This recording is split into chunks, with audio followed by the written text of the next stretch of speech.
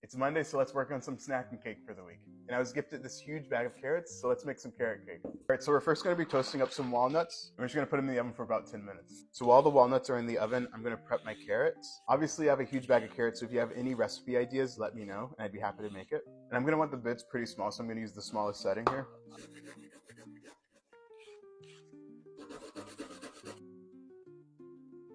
All right, our carrots are grated, our walnuts are fresh out of the oven, so now we're going to work on the wet ingredients. So we have some brown sugar. Next, on neutral oil, I'm just going to be using vegetable. 2 room temperature eggs. A splash of vanilla. At this stage, I'm now going to add in the grated carrots, and then I'll just use a spatula to mix it together. For the dry ingredients, we're starting with some flour. I have a teaspoon of baking powder, some baking soda, some salt, some cinnamon, ginger, and then some nutmeg. All right, so we have our wet and we have our dry, so now I'm going to add our dry to our wet. And then I'll use a spatula just to make sure I'm not overmixing. And just before all the flour fully disappears, we'll add in our walnuts. So we'll now prepare our 9-inch cake pan.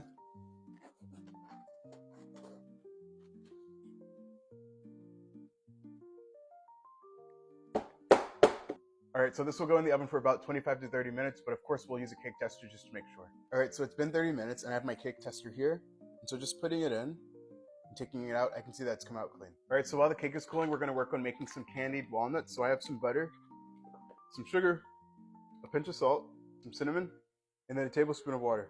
So we're gonna heat this up and let everything melt together for about 3 to 4 minutes. So now we'll take some parchment paper to a pan here, and I'll pour the walnuts in a flat layer. And so now we'll just wait for these to fully cool. All right, so this has been cooling, so we can now take it out. And so now we can get started on the cream cheese frosting. All right, so for the cream cheese frosting, we're gonna start with half a block of cream cheese, a little bit of butter, some powdered sugar, a pinch of salt, and a splash of vanilla.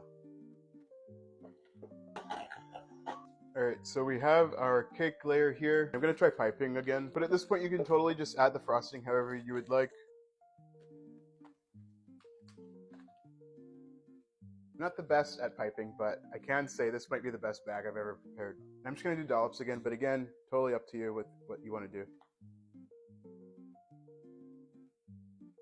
Still need to use our candied walnuts that I made earlier. All right, so at this point, I think just a couple tablespoons would suffice, and then I can use the rest for my granola and things like that. And the great thing about carrot cake, in my opinion, is you can also use pecans if you don't want to use walnuts. And as always, the best part, now we get to eat it. So again, we have our carrot snacking cake with the cream cheese frosting and some candied walnuts on top. The toasted walnuts in the cake make it really nice. It's nice and moist too. I like that I did the carrots really fine. They're still the star of the show, but they're not overpowering at all. So again, this is my snacking cake for the week. Thanks for watching. I'll have the ingredients in my caption, the full recipe in my Substack, and I'm excited to do another snacking cake next week.